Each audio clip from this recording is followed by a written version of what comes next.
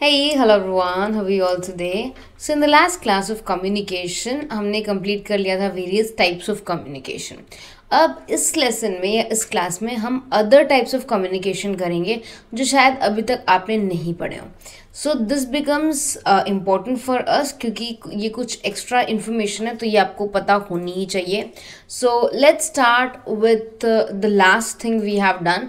Last thing जो हमने किया था वो किया था this, like one second. Yes, we did horizontal communication, vertical communication, vocal legs, proximies, haptics, ये सब complete कर लिया था. Now today we'll be discussing about other types of communication जिसमें है contagious, non-contagious, intra-group, inter-group, direct and mediated. तो ये दूसरे प्रकार के कम्युनिकेशन है जो आपको पता होने चाहिए.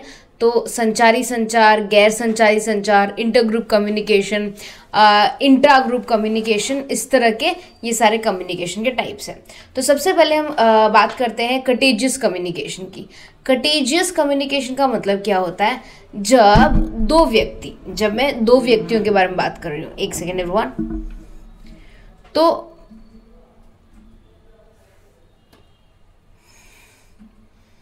मैं यहाँ पर किन दो व्यक्तियों के बारे में बात कर रही हूँ? ऐसे दो व्यक्ति जो एक दूसरे को जानते हों और जो वर्बल कम्युनिकेशन कर रहे हों.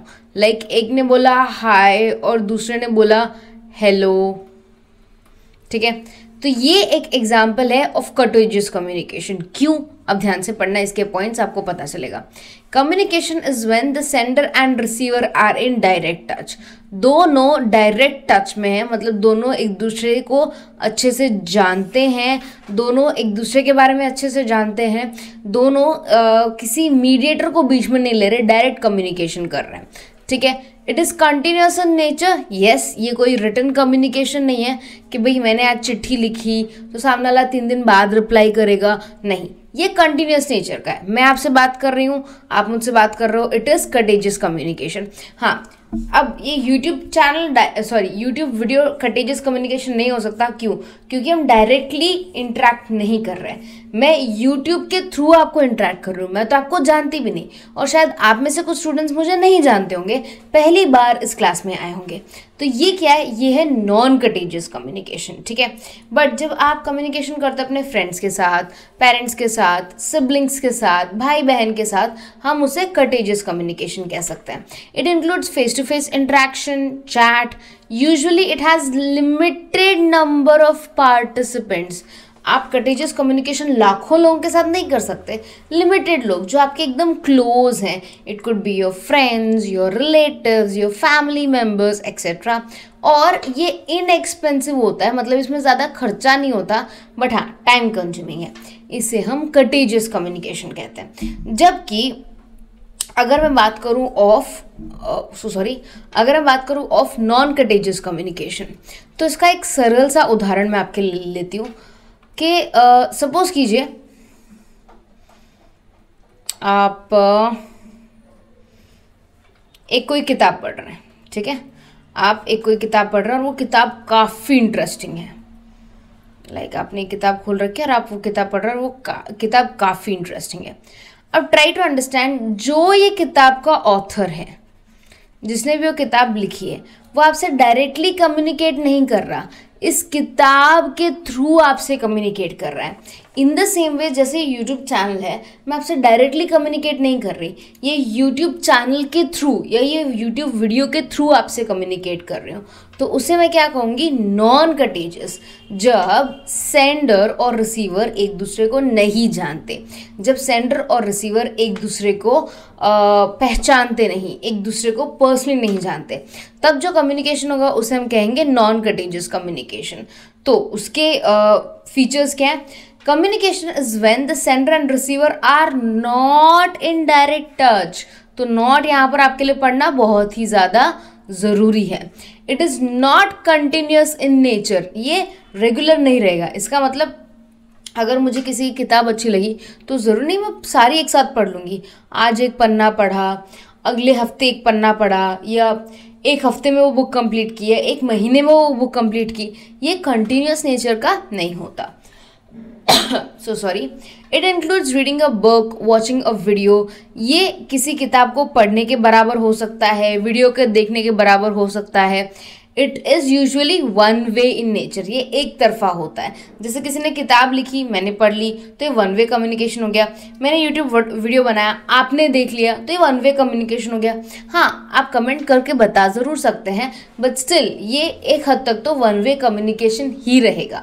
It has greatest reach to number of people. Yes, non contagious communication से आप लाखों लोगों को कम्युनिकेट कर सकते हो, बहुत सारे लोगों को अपनी बात बता सकते हो। इट इज़ इनएक्सपेंसिव, खर्चा कम लगता है, और टाइम कंज्यूमिंग, टाइम इसमें कंज्यूम होता है। तो ये उसके सारे विशेषताएं थी। तो हमने आज 2 पढ़े, फटाफट बताइए कौन कौन से। Contagious communication, non contagious communication, इन दोनों में डिफरेंस आपको एकदम क्लियर होना चाहिए। अब हम बात करते हैं इंट्रा ग्रुप और इंटर ग्रुप। ये एकदम सरल है, एकदम ईजी है, और मैं ईजी से क्यों कह रही हूँ, क्योंकि अगर आपने इंट्रा पर्सनल और इंटर पर्सनल पढ़ाओ तो आपको ईजिली पता चल जाएगा। जैसे अगर एक ग्रुप है, सपोज एक ग्रुप है लाइक XYZ, ठीक है, यहाँ पर एक पर्सन है X, एक पर्सन है Y, एक पर्सन है Z, ये 3 जने हैं, ठीक है, और तीनों फ्रेंड्स हैं, तीनों बहुत अच्छे दोस्त हैं। जब ये तीनों आपस में एक दूसरे से कम्युनिकेशन कर रहे होंगे, हम इससे इंट्रा ग्रुप कम्युनिकेशन कहेंगे। क्यों? क्योंकि ये एक ग्रुप के अंदर कम्युनिकेशन हो रहा है।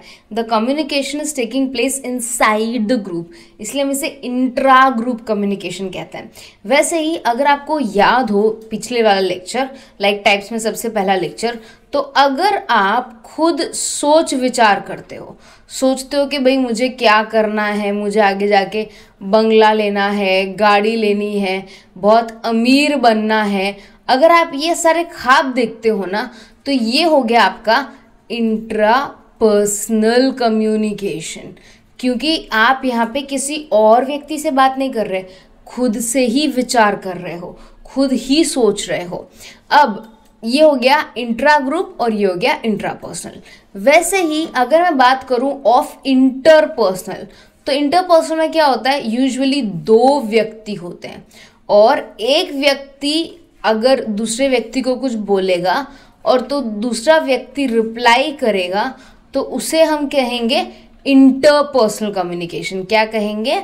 Inter personal communication. वैसे ही यहाँ पर 2 लोग हैं, तो ग्रुप में क्या होगा, 2 अलग अलग ग्रुप्स हो जाएंगे। ये ग्रुप है सपोज ABC, जहाँ पे एक बंदा है A, एक बंदा है B और एक बंदा है C। In the same way हमारे पास दूसरा ग्रुप है जिसका नाम है XYZ। तो यहाँ पर क्या होता है, एक बंदा है जिसका नाम है X, एक बंदा है जिसका नाम है Y और एक बंदा है जिसका नाम है Z। अब जब इन दोनों के बीच में कम्युनिकेशन होगा ना, तब हम उसे कहेंगे inter, INTER, group communication. Simple.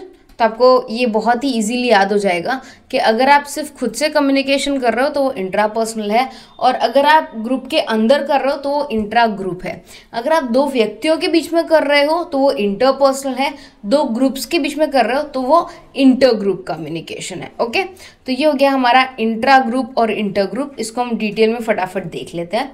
Inter group communication, inter बोला है, इंट्रा नहीं, ठीक है। Communication is taking place between groups, तो 2 अलग अलग ग्रुप्स हैं, और वो 2 अलग अलग ग्रुप्स के बीच में जब कम्युनिकेशन होता है तो हम उसे इंटर ग्रुप कम्युनिकेशन कहते हैं। ये कंटिन्यूस नेचर का होता है, इससे अलग अलग ग्रुप के लोग एक साथ आते हैं। ये इनएक्सपेंसिव, टाइम कंज्यूमिंग होता है, और इससे भाईचारा इंक्रीज होता है। भाईचारा बढ़ता है, मतलब जैसे आप अपने पड़ोसी से बात कर रहे हो, आप अपने दूसरे फ्रेंड से बात कर रहे हो, आप अपने कम्युनिटी के बाहर के लोगों से बात कर रहे हो, या आप अपने स्कूल के बाहर के बच्चों से बात कर रहे हो, तो ये क्या हो गया, इससे भाईचारा बढ़ता है।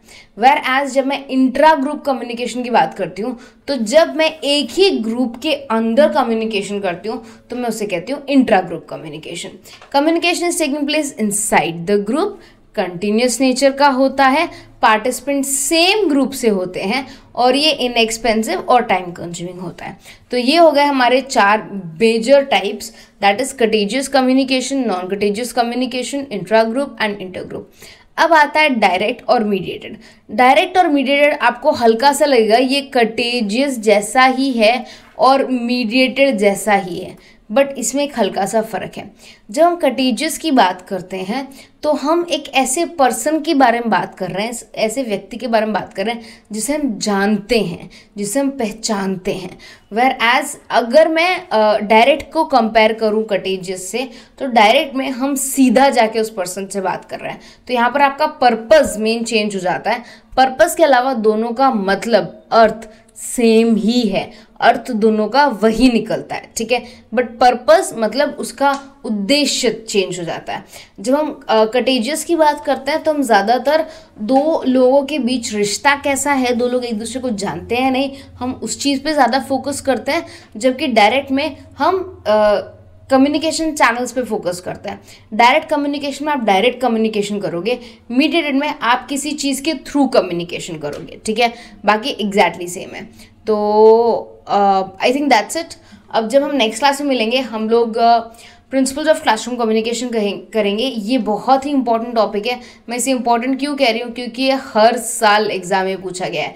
ये 2021 में भी आया है, 2022 में भी आया है और कुछ सेशंस के 2023 में भी आया है। तो ये एक ऐसा टॉपिक हो जाता है जो आपको अच्छे से पढ़ना है कि क्लासरूम कम्युनिकेशन कैसे बढ़ाएं, क्लासरूम कम्युनिकेशन को और इफेक्टिव कैसे बनाएं, क्लासरूम कम्युनिकेशन के मेन एलिमेंट्स क्या है, एक्सेट्रा। ये टीचिंग एप्टीट्यूड का भी एक पार्ट है और कम्युनिकेशन का भी पार्ट है। किसी को भी डाउट हो तो प्लीज़ कमेंट सेक्शन में मेंशन ज़रूर कीजिएगा, ताकि अगर कोई भी डाउट हो तो मैं आपकी हेल्प कर पाऊँ। Fine, bye everyone, take care.